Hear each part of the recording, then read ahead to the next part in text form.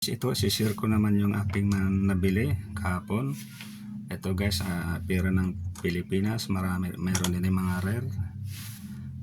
Ito guys, umpisa na natin. Ito guys, 1907 USP 1 piso Pilipinas.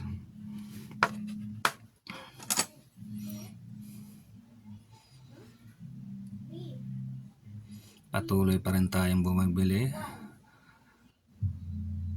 Ito is 1 piso. Ito naman guys, 1908 United States of America. Ito guys, gawa sa silver. 1 piso. Sa baba niya naman, Pilipinas. Okay, next tayo. Ito guys, 1908 pa rin. 1 piso.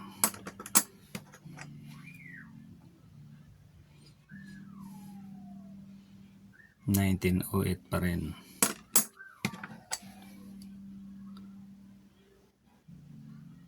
Ito naman guys, 1909 United States of America. Ito guys, gawa sa silver. Bali 6 na piraso pala itong nabili ko kapon. Mga 1 piso. Okay, next tayo. Dito naman tayo sa rare coins ng Pilipinas.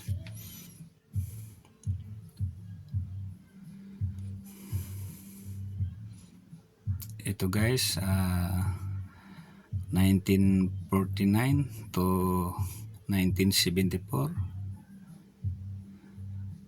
Ika-25 anibersaryo ng Pilipinas, 1949 to 1974.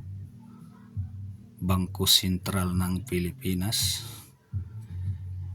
Ito guys, gawa sa silver, 25 piso. Republika ng Pilipinas.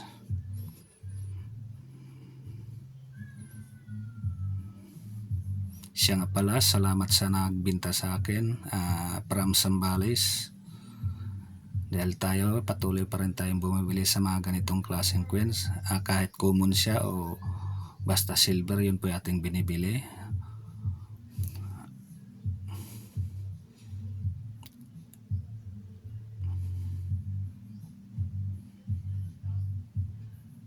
Ito guys, 26.4 grams.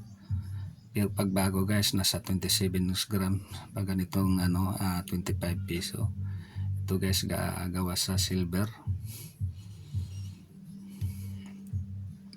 Ika-25 anibersaryo ng Pilipinas, 1949 to 1974. Bangko Sentral ng Pilipinas. Siya nga pala, shoutout sa Luzon, Visayas, Mindanao. Mabuhay tayong lahat. Okay, next tayo. Dito naman tayo sa pera pa rin ng Pilipinas. Ito guys, 1788 Carolus Queens de Gracia.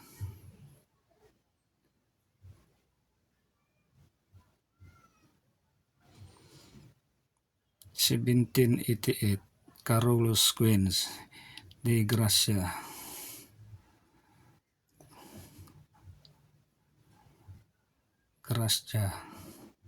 Ito guys, ginamit noong panahon nung sinakop tayo ng mga Kastila. Ito ang coins na kulang 300 years na, 1788 Carolus Queen. Ito ay gawa sa silver. Mga ganitong klaseng coins guys, bibihira lamang itong makita man to nasa mga kolektor na, dahil ito talaga kinukulikta ng mga kolektor dahil kakaunti lamang ang ginagawa.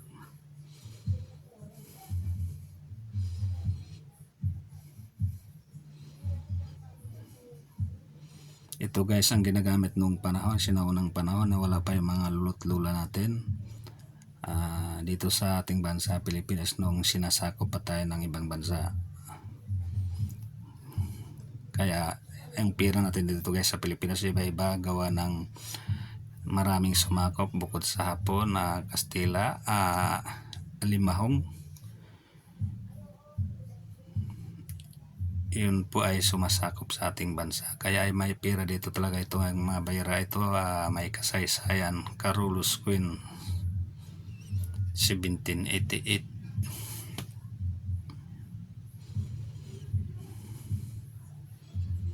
Ito guys, bibihira lamang ito. Kaya talagang may presyo. Bukod sa gawa sa silver, bibihira lang. Talagang doble ang presyo niya. Okay, next tayo.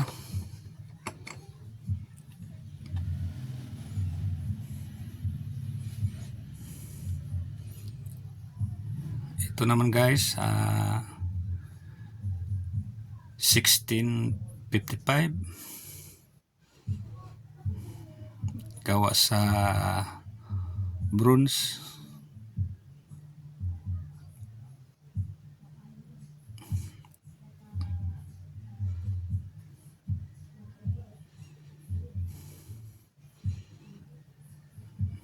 Mga ganitong klaseng coins guys, okay talaga ito.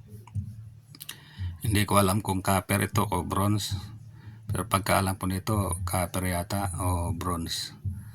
Nakita nyo guys, 1655. Mga ganitong klaseng coins guys, bibira lamang ito. At ito ay pag makakita, maka-aksidente ka, makaukay ng ganito, yon po ay magkakaroon ka ng mga ganitong coins. May nakasulat pa na B. At ito namang sa baba,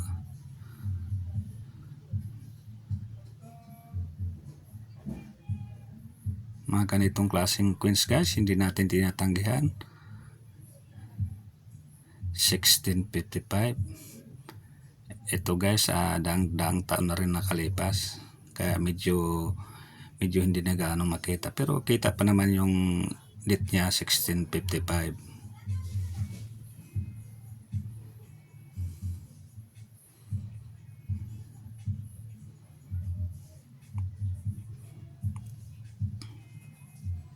Ngayon naman tayo nakaulit ng pagbablog dahil ito tayo ay busy palagi.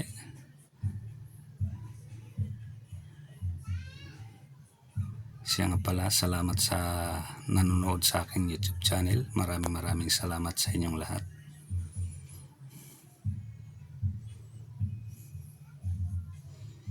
Pag mayroon mga kayong mga ganitong klaseng coins, comment lang kayo. Pwede kung malapit lang kayo dito sa Sual, Pangasinan, pwede kayong puntahan. Pwede rin kayo pumunta din dito sa aking pisto. Basta genuine ang mga hawak nyo, dahil tayo pag replika, hindi tayo bumibili sa mga replika dahil mahirap mag-alaga, at saka bukod doon hindi naman talaga mabibinta yon. Yun palamuti lang talaga yon, pang display lang. Mga ganito guys, so kailangan pag mayroon kayong ganito, talagang paldo ka talaga kayo pag mayroon kayong ganito. 1788. Ito ay kay Carolus Queen. Ito ay bibihira lamang, kaya pag mayroon talaga kayong ganito, paldo talaga kayo. Okay, maraming salamat sa inyong panood. Sana hindi kayo magsasawa sa panonood ng video ko. Maraming salamat sa inyong lahat.